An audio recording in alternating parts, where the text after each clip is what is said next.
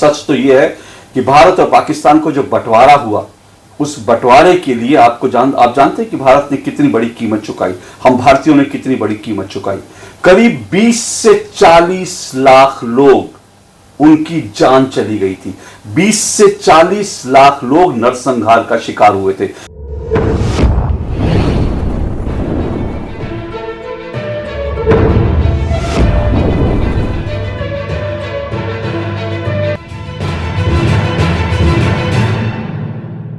मेरे सभी मित्रों और प्रशंसकों को स्वतंत्रता दिवस की ढेर सारी शुभकामनाएं।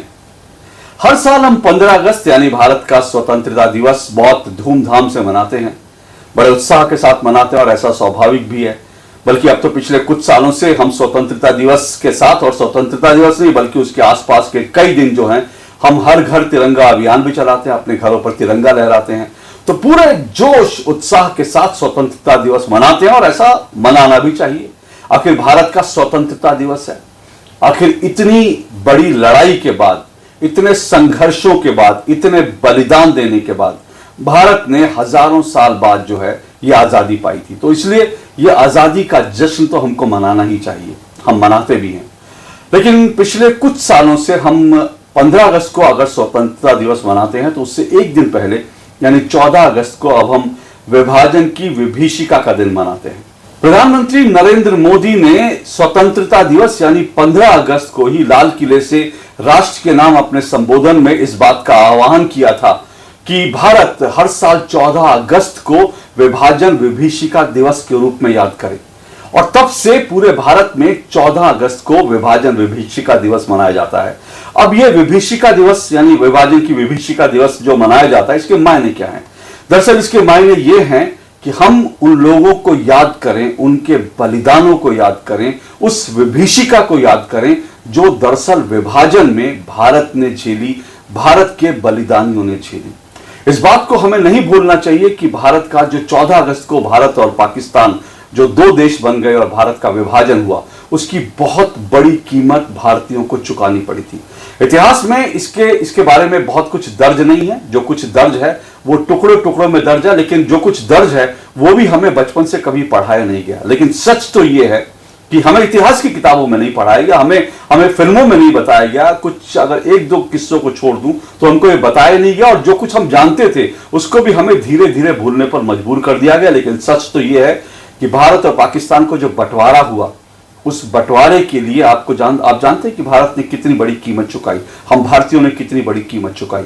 करीब 20 से 40 लाख लोग, उनकी जान चली गई थी। 20 से 40 लाख लोग नरसंहार का शिकार हुए थे। इतना बड़ा नरसंहार दुनिया में आज तक कभी नहीं हुआ। यानी यह दुनिया का सबसे बड़ा नरसंहार था जो हमें बताया ही नहीं गया, जो हमें पढ़ाया ही नहीं गया इतिहास की किताबों में। 20 से 40 लाख लोग जो हैं वो कत्ल कर दिए जाए सिर्फ इसलिए क्योंकि दो देश बट रहे हैं, सिर्फ इसलिए क्योंकि एक नया मुल्क बन रहा है, सिर्फ इसलिए क्योंकि भारत को आजादी मिल रही है। 20 से 40 लाख लोग जो हैं उनका कोई इतिहास नहीं है, कोई जानता भी नहीं कौन कौन मर गया, किस किस को मारकर काट कर फेंक दिया गया, कितनी महिलाओं की इज्जत लूटी गई, इसका कहीं कोई वर्णन नहीं है, कहीं इतिहास में इसका जिक्र नहीं है। लेकिन इन 20 से 40 लाख लोगों ने अपनी जान दी थी, अपनी कुर्बानी दी थी, तब जाकर हमें आजादी मिली थी। हालांकि यह भी मत भूलिए कि हमें आजादी सिर्फ ये 20 से 40 लाख लोग, तो ये विभाजन का जब फैसला हुआ तब इनकी जान गई। उससे पहले इस आजादी के लिए हमने एक बड़ी कीमत चुकाई। लाखों लोगों ने अपना बलिदान जो दे दिया। हमको बचपन से, आपको अक्सर याद होगा, हमको बचपन से पढ़ाया गया, हमको सिखाया गया, और देश में हमेशा इस तरह के भाषण दिए गए। बड़े बड़े नेता मंच पर खड़े होकर इस तरह के भाषण देते थे, फिल्मों में गाने बनते थे। हमें अक्सर ये बताया जाता था कि भारत को आजादी जो है वो चरखा चलाने से मिल गई, भारत को आजादी जो है अहिंसा से मिल गई। गांधी जी ने कहा अंग्रेजों भारत छोड़ो, और अंग्रेज भारत छोड़कर चले गए। अहिंसा से हमें आजादी मिली। लेकिन ये दुनिया का बहुत बड़ा झूठ है। गांधी जी की भूमिका से मैं कतई इनकार नहीं करता, किसी को भी नहीं करना चाहिए। भारत की आजादी में, भारत को उस वक्त आजादी स्वतंत्रता संग्राम जो चला, उसमें गांधी जी ने जो उस संग्राम का नेतृत्व किया, उस नेतृत्व को कोई डिनाई नहीं कर सकता, करना भी नहीं चाहिए। उसमें गांधी जी की एक बड़ी भूमिका थी। लेकिन अंग्रेज जो हैं वो अहिंसा से नहीं छोड़कर गए भारत। अंग्रेजों ने जो है भारत को ऐसे ही चरखा चलाने से आजादी नहीं दे दी थी। लाखों लोगों ने अपना बलिदान दिया था। और सच बात यह है कि अंग्रेज डर गए थे, अंग्रेज जो है लड़ते लड़ते थक गए थे और इसलिए अंग्रेजों ने भारत को आजाद करने का फैसला किया। और आप कुल मिलाकर देखें तो करीब करीब 25 से 30 हजार से ज्यादा जो हैं भारत के जो भारतीय थे, जो भारत के जवान थे, भारत के सिपाही थे, उन्होंने आजाद हिंद फौज में नेताजी सुभाष चंद्र बोस के नेतृत्व तले उनके झंडे के नीचे 25 से 30 हजार लोगों ने सिर्फ आजाद हिंद फौज के लिए लड़ते हुए कुर्बानी दे दी थी। तो ऐसा नहीं है कि भारत को आजादी इतनी आसानी से मिल गई, लोगों ने बलिदान नहीं दिया। बहुत सारे लोगों ने, लाखों लोगों ने अपना बलिदान दिया, तब जाकर हमको आजादी मिली। हमको जो फिल्मों में एक गीत जो है बचपन से हमें सिखा दिया गया, हमको बता दिया गया, दे दी हमें आजादी बिना खड़क बिना ढाल, साबरमती के संत तूने कर दिया कमाल। मुझे लगता है ये दुनिया का सबसे झूठा गाना है जो हम बचपन से गा रहे हैं, बजा रहे हैं, खुश होते हैं। 15 अगस्त को भी ये गीत बजता है, लेकिन हमें आजादी बिना खड़क बिना ढाल नहीं मिली थी। हमें लड़ना पड़ा था, हमें बलिदान देने पड़े थे, तब हमें आजादी मिली थी। और इसीलिए क्योंकि हमने बलिदान देकर आजादी पाई है, इसलिए इस आजादी का मोल हमें मालूम होना चाहिए, इस आजादी की रिस्पेक्ट हमें करनी चाहिए। इसलिए हम अगर आजादी के दिन जो है हम अगर तिरंगा फहराते हैं तो ये हम सबको करना चाहिए और हम सबको इन बलिदानियों को याद करना चाहिए, नमन करना चाहिए। एक बात। दूसरी बात, अब ये तो बात विभाजन, ये तो बात भारत की स्वतंत्रता संग्राम की हुई, लेकिन विभाजन की विभीषिका को याद करने के मायने पे मैं कह रहा था। वो इसलिए जरूरी है क्योंकि फिर कह रहा हूं 20 से 40 लाख लोग जो हैं उन्होंने अपनी जान दी थी और ये ऐसे लोग थे जिनका अंतिम संस्कार भी नहीं हो सका। किसी भी कोई व्यक्ति अगर उसकी जान जाती है तो उसकी आत्मा की संतुष्टि के लिए या उसके शरीर को हम रिस्पेक्ट देने के लिए क्या करते हैं, हम उसका अंतिम संस्कार करते हैं। लेकिन ये 20 से 40 लाख लोग, जिसमें लाखों लोगों का कोई अंतिम संस्कार तक नहीं हुआ। उनके जो शव थे वो कहां गए, उनके शव के टुकड़े टुकड़े हो गए या चील कौवे खा गए, कोई नहीं जानता। इस बलिदान के बाद इन 20 से 40 लाख लोगों की लाशों पर पाकिस्तान का निर्माण हुआ था। इस बात को हमें कभी नहीं भूलना चाहिए। तो भारत की आजादी और विभाजन की इतनी बड़ी कीमत हमने चुकाई, जितनी बड़ी कीमत दुनिया में किसी मुल्क ने नहीं चुकाई होगी। लेकिन आज इस साल जब विभाजन की विभीषिका का दिवस मनाया जा रहा है तो फिर बांग्लादेश में जो कुछ हो रहा है उसको देख करके मेरे मन में बार बार यह ख्याल आ रहा है कि आखिर इस विभाजन से हम हिंदुओं को क्या मिला।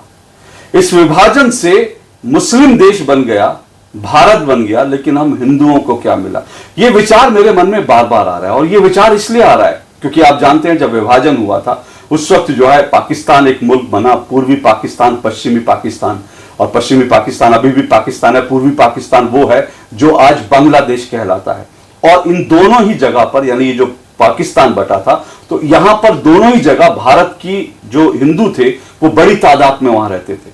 दुर्भाग्य की बात है कि जिन लोगों ने भारत के बंटवारे के दस्तखत पर साइन किए थे, उन्होंने विभाजन के दस्तावेजों पर दस्तखत करने से पहले एक बार भी ये नहीं सोचा, नॉट ए सिंगल टाइम, उन्होंने एक बार भी ये नहीं सोचा कि यहां पर जो पाकिस्तान जिसको बनाया जा रहा है वहां पर जो हिंदू हैं आखिर उन हिंदुओं का क्या होगा, किसी ने नहीं सोचा। और ये लोग सोच रहे थे कि मोहम्मद अली जिन्ना जो है वो बड़ा शरीफ आदमी है। महात्मा गांधी जो मोहम्मद अली जिन्ना की बात पर शायद यकीन कर रहे थे, नेहरू जी मोहम्मद अली जिन्ना की बात पर यकीन कर रहे थे। उन्होंने लगा कि जिन्ना तो बड़ा शरीफ आदमी है और जैसा वो कह रहा है बंटवारा हो जाएगा, उसके बाद सब कुछ शांति होगा, क्योंकि जिन्ना ने उस समय इस तरह के संकेत दिए थे कि जो बंटवारा होगा, जो पाकिस्तान बनेगा, वो पाकिस्तान भी एक तरह का जो है सेकुलर मुल्क होगा और हम सबको अपने साथ रखेंगे। इस तरह का जिन्ना ने आभास किया था। लेकिन इतने साल तक कांग्रेस के नेता जिस जिन्ना के साथ रहे, उस जिन्ना की जो असली नस्ल थी, उसका जो डीएनए था, उसको पहचान नहीं पाए। और इसलिए बिना आबादी का अदला बदली किए, बिना ये सोचे कि जो बंटवारा हो रहा है वहां पर जो पाकिस्तान में जो हिंदू रह जाएंगे उनका क्या होगा, ये बिना सोचे समझे दस्तावेजों पर जो है विभाजन के कागजों पर दस्तखत कर दिए। और उसका परिणाम ये हुआ, जैसे मैंने बताया, 20 से 40 लोग जो हैं वो शिकार हो गए। 1.25 करोड़ लोग विस्थापित होकर इधर आए, यानी पूर्वी पाकिस्तान और पश्चिमी पाकिस्तान दोनों जगह से 1.25 करोड़ हिंदुओं को पलायन करके यहां आना पड़ा।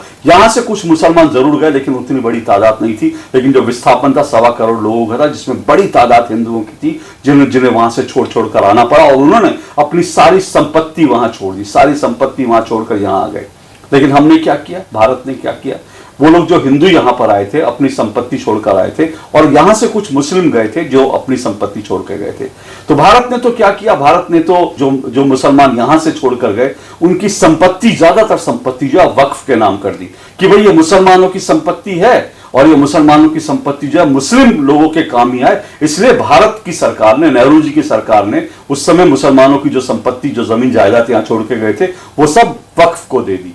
लेकिन पाकिस्तान ने क्या किया, पाकिस्तान ने हिंदुओं की संपत्ति जो है वो अपनी संपत्ति मानकर, दुश्मन की संपत्ति मानकर उन पर कब्जा कर लिया। तो पहला नुकसान आप देखिए कि हिंदुओं की संपत्ति हाथ से चली गई। इससे भी बड़ी बात क्या है, ये जो बंटवारा हुआ था, इस बंटवारे की क्या जो है पूरी रूपरेखा थी, जिसको आपने जरूर पढ़ा होगा। आपने इस बंटवारे को लेकर के बहुत सारी चीजें पढ़ी होंगी, सुनी होंगी, देखी होंगी, कई फिल्में देखी होंगी, कई पॉडकास्ट आप देख रहे होंगे। लेकिन बड़ी बात जो मैं आपको बता रहा हूं कि पाकिस्तान जो है और भारत जब विभाजन हुआ, तो जो भारत का जो 100% जमीन थी, यानी 100% जो भारत था, उसमें से 30% हिस्सा पाकिस्तान बन गया। 30% हिस्सा, 70% जो है वो भारत रहा। जबकि भारत में उस वक्त जो मुस्लिम थे उनकी आबादी 18% थी। सोचिए, 18% आबादी को हमने 30% भारत की जमीन दे दी। 18% आबादी को 30% जमीन दे दी। तो क्या ये जो विभाजन हुआ था ये न्यायपूर्ण था? क्या ये हिंदुओं के साथ नाइंसाफी नहीं है? हिंदुओं की जो आबादी थी बड़ी थी, लेकिन उसके बावजूद उनको उस अनुपात में उनको जमीन नहीं मिली, लेकिन उनके हाथ से वो जमीन चली गई और अल्टीमेटली 30% जो भारत का हिस्सा था वो पाकिस्तान बन गया। अब उसके बाद क्या हुआ? एक तो हिंदुओं के साथ सबसे बड़ा धोखा ये हुआ, जो बंटवारा हुआ, जो विभाजन हुआ, जिस आधार पर हुआ, हिंदू मारे भी गए, कटे भी, और उनको उनके अनुपात में, वो जितनी बड़ी आबादी थी उतनी अनुपात में उनको जमीन भी नहीं मिली। अब दूसरी बड़ी नाइंसाफी क्या हुई? दूसरी बड़ी नाइंसाफी ये हुई कि पाकिस्तान और पूर्वी पाकिस्तान और पश्चिमी पाकिस्तान, फिर कह रहा हूं पूर्वी पाकिस्तान यानी बांग्लादेश, पश्चिमी पाकिस्तान यानी जो आज पाकिस्तान है, इन दोनों जगह जो है हिंदुओं और जो बाकी समुदायों की आबादी थी, जिनमें ईसाई थे, जिनमें सिख थे, जिसमें बौद्ध थे, इनकी संख्या क्या थी? जो पूर्वी पाकिस्तान है, जिसको मैं बार बार कह रहा हूं, जो बांग्लादेश है, वहां पर करीब 30% आबादी वहां पर हिंदू, जो अल्पसंख्यकों की थी, हिंदू, ईसाई, बौद्ध, सिख, इन सब की थी 30% आबादी। वो 30% आबादी कहां गई? आज वो घट के करीब 7.5% रह गई। सोचिए कि वो जो 30% आबादी थी वो कहां गई? वो उसमें से जो मैक्सिमम आबादी थी, या तो उनको मार दिया गया या उनको कन्वर्ट करके मुस्लिम बना दिया गया। तो हिंदुओं के साथ कितना बड़ी नाइंसाफी हुई, इस बात से भी अंदाजा लगाइए कि जिस जमीन को वो लोग लेकर गए थे, उस जमीन से भी एक एक करके हिंदुओं को वहां से खत्म कर दिया गया। अभी भी बांग्लादेश में जो कुछ हिंदुओं पर अत्याचार हो रहा है, उसको लेकर जो एक जिहादियों की सोच है, जिहादियों की मानसिकता, वो यही है कि जो बांग्लादेश में 7%, जो करीब 7.5% हिंदू रह गए, उनको या तो इस्लाम में कन्वर्ट कर देना या उनको मार के खत्म कर देना। जो इस्लामी, जो एक मौलाना है वहां का बांग्लादेश का, उसने तो कह ही दिया, उसने खुलेआम कहा कि हिंदुओं के पास 2 ही विकल्प है, या तो वो मुसलमान बन जाए या फिर मरने के लिए तैयार है। तो अब सोचिए कि यहां पर भी हिंदुओं का कितना नुकसान हुआ। दूसरी तरफ पाकिस्तान में आइए, पाकिस्तान में तो आप जानते हैं उस वक्त 23% आबादी थी हिंदुओं की, हिंदू, ईसाई और सिखों की 23% आबादी थी। आज कितनी आबादी इनकी रह गई है? आज 3% आबादी रह गई। सोचिए, तो 20% आबादी कहां गई? या तो उनको मार दिया गया या उनको मुसलमान बना दिया गया। तो हिंदुओं के हाथ में आखिर क्या आया? इस विभाजन के बाद हिंदुओं के हाथ में क्या आया? जो 30% हिस्सा था वहां से भी हम गए, वहां पर अब हिंदुओं का नामो निशान खत्म हो रहा है, और बाकी जो 70% बचा था उसमें भी मुस्लिम जो है क्लेम कर रहे हैं। अब उसमें मुस्लिम जो हैं ये क्लेम कर रहे हैं कि भाई ये भारत तो हमारा मुल्क है, ये मुसलमानों का मुल्क है, ऐसा कुछ लोग क्लेम कर रहे हैं। ये जो दावा किया जा रहा है, ये कुछ साल पहले जमीयत उलमा हिंद के एक नेता है मौलाना महमूद मदनी, उनके कुछ वीडियोस जो हैं इस वक्त वायरल हो रहे हैं। मैं आपको उनके 2 वीडियो दिखाता हूं, उससे आपको इनकी सोच का पता चलेगा। एक वीडियो में वो ये कह रहे हैं कि जो भारत है, वो भारत मुसलमानों के लिए पहला देश है, और मुसलमान जो है, जो इस्लाम का जन्म हुआ वो यहीं पर हुआ था, और भारत ही जो है जो मुसलमानों का वो स्वाभाविक देश है। अब अगर सवाल यह है कि भारत अगर मुसलमानों का स्वाभाविक देश है, तो आपने जो है पाकिस्तान क्यों लिया था? आपने बांग्लादेश क्यों लिया था? ये सवाल तो पूछा जाएगा ना। अगर भारत आपका स्वाभाविक देश है और मुसलमानों का, इस्लाम का जन्म यही हुआ, तो फिर आपने बंटवारा क्यों मांग लिया? अब सोचिए कि बंटवारा करने के बाद भारत के दो हिस्से करने के बाद, भारत से पाकिस्तान इस्लामी मुल्क और बांग्लादेश इस्लामी मुल्क भारत से काट कर निकालने के बाद अब ये भारत को कह रहे हैं कि भारत तो मुसलमानों का स्वाभाविक देश है। एक उनका वीडियो ये है और दूसरा वीडियो वो ये कह रहे हैं कि जिनको हम मुसलमानों का रहन सहन खान पान पसंद नहीं, वो चाहें वो भारत छोड़कर चले जाएं। यानी वो कह रहे हैं कि जो हिंदू अगर जिनको मुसलमानों से आपत्ति है, मुसलमानों की रहन सहन उनके खान पान से आपत्ति है, तो वो देश छोड़कर चले जाएं। ये दो वीडियो सुनिए, उसके बाद मैं इस मानसिकता पर बात करूंगा। खासियत यह है, ध्यान करिएगा, साथ ही इस धरती की खासियत यह है कि यह खुदा के सबसे पहले पैगंबर अबुल बशर सैयदना आदम अलैहिस्सलाम की सरजमीन है। आप यहीं तशरीफ लाए। यह धरती इस्लाम की जाए पैदाइश है। यह मुसलमानों का पहला वतन है। इसलिए यह कहना, यह समझना और यह बोलना कि इस्लाम बाहर से आया हुआ कोई मजहब है, यह सरासर गलत और तारीखी एतबार से बेबुनियाद है। इस्लाम इसी मुल्क का मजहब है और सभी मजाहिब में, सारे धर्मों में, सारे रिलीजन में सबसे पुराना मजहब है, सबसे कदीम और पुराना भी है। इस्लाम के आखिरी पैगंबर हजरत मोहम्मद सल्लल्लाहु अलैहि वसल्लम इसी दीन को मुकम्मल करने के लिए तशरीफ लाए थे। इसलिए मैं वाज़ेह तौर से कहता हूं कि भारत हिंदी मुसलमानों के लिए वतनी और दीनी दोनों हैसियतों से सबसे अच्छी जगह है।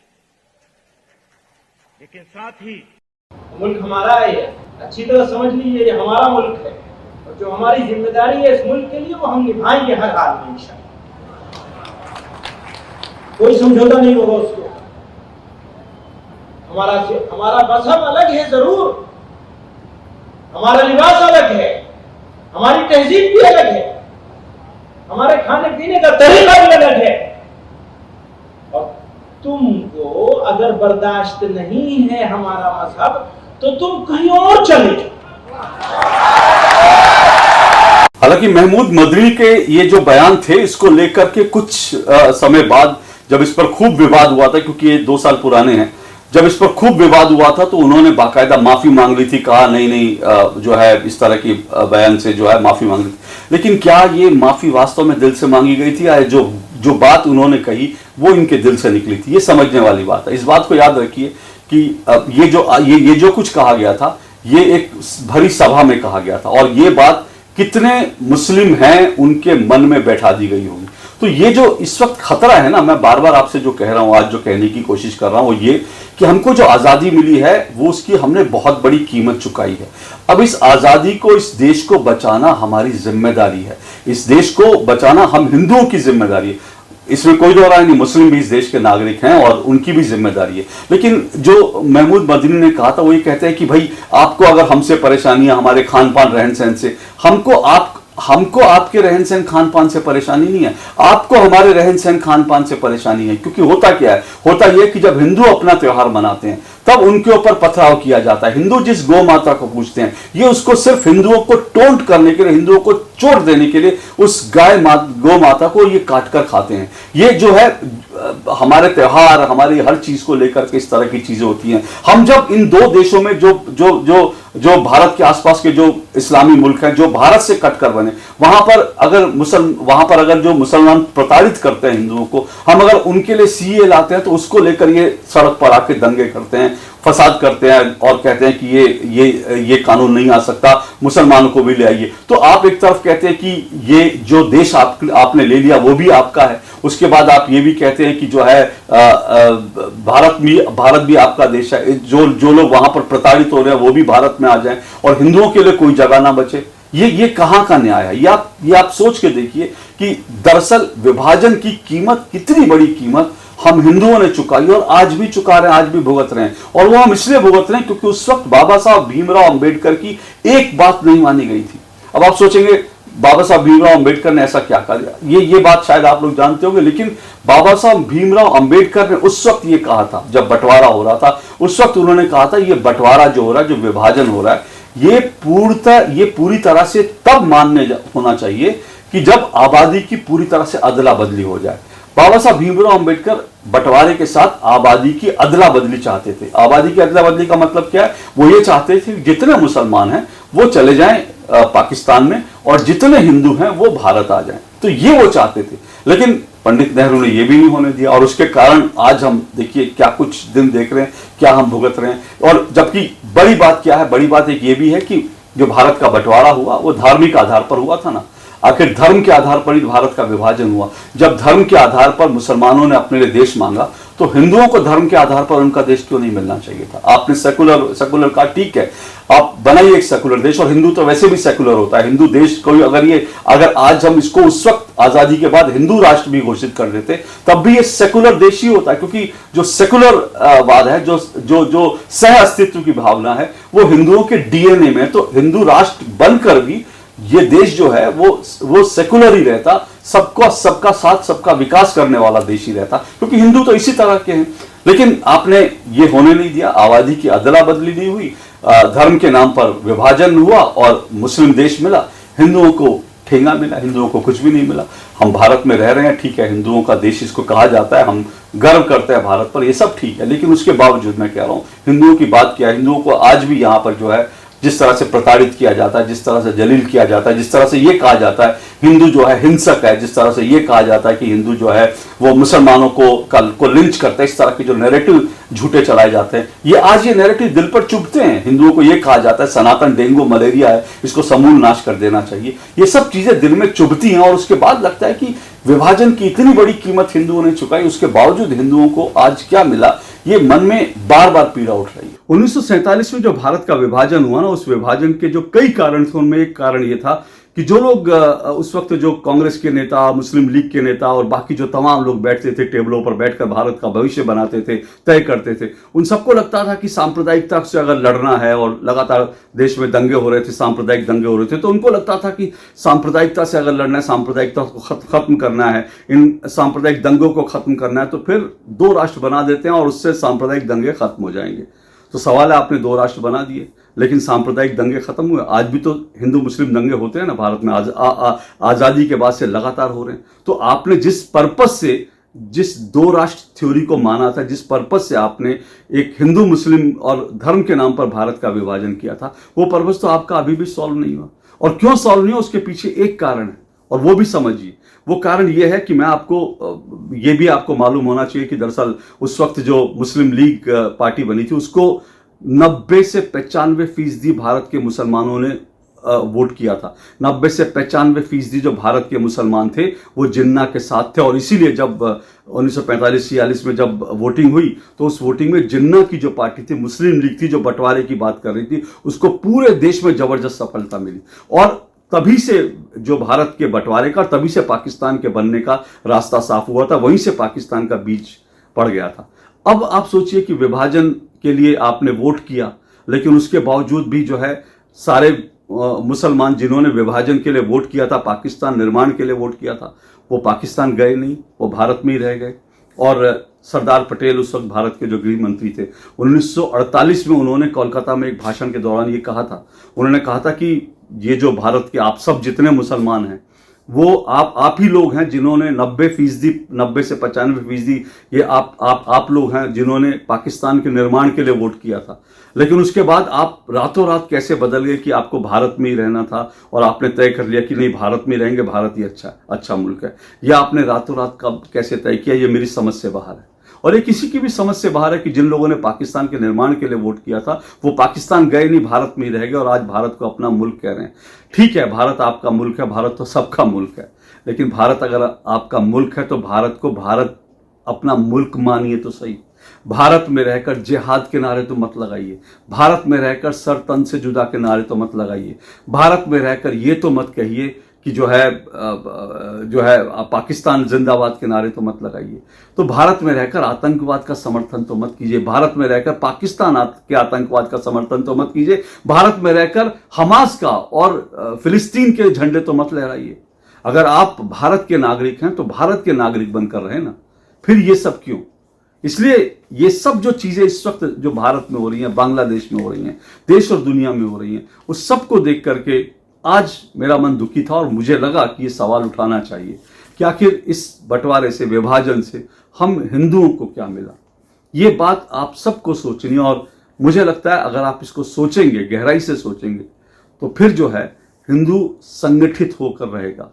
हिंदू इस बात को सोचेगा कि उसको भारत का एक और विभाजन नहीं कराना है, और भारत का एक और विभाजन तभी नहीं हो सकता जब इस देश का हिंदू संगठित रहेगा। अगर हिंदू बट जाएगा तो बहुत सारी ताकतें, राजनीतिक ताकतें, भारत विरोधी ताकतें, दुनिया के कई मुल्क भारत का एक और विभाजन कराने के लिए तैयार बैठे हैं। इसलिए आज जो मैंने कुछ बताया वो इसलिए एक फूड फॉर थॉट है, इस पर सोचिएगा जरूर। और हम कैसे हिंदू यूनाइट होकर रह सकते हैं, कैसे हम भारत का एक और बंटवारा जो है होने से रोक सकते हैं, उसके लिए हम संकल्पबद्ध हो सकते हैं, और कैसे हम वास्तव में स्वतंत्रता दिवस का जश्न मना सकते हैं और अपने बलिदानियों को और विभाजन की जिन्होंने विभीषिका झेली उनको याद कर सकते हैं।